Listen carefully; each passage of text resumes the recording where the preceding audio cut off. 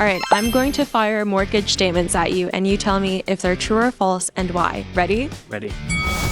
You need a 40% deposit to buy in the UK. So that's actually false. You can get a mortgage with as little as a 5% deposit, but for most overseas buyers, they're going to need at least 20%, most likely 25%. Self-employed people can't get mortgages. That's also false. This is a big misconception that if you're self-employed and living overseas, especially, that you can't get a mortgage. But as long as you have 2 years of audited accounts for your company and 2 years of tax returns, you're able to get a mortgage.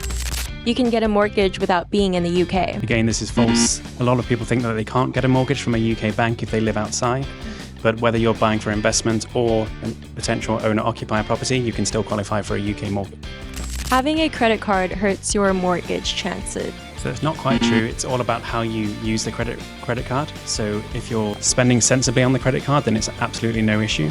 What the banks are looking for is that you're making your payments on time and you're a good borrower. Switching jobs before applying for a mortgage is a bad idea. So this one is true because the banks need at least 3 months history of your income in your current role for them to approve you. So yes, switching jobs during the mortgage application process is not to be advised. If you miss one mortgage payment, you'll lose your house. This is not true. Whilst it's not a good idea to miss a mortgage payment, you won't get kicked out of your house or you won't lose your property just for missing one payment. The bank will work with you to understand what's the issue and hope to resolve it as soon as possible. If you're rejected by one lender, you can't get a mortgage anywhere. So this is false. If you get rejected from one lender, it doesn't mean that all lenders on the market will reject you because they all have different criteria. Obviously, working with a broker, we can avoid that happening first time, so we can get your approval first time.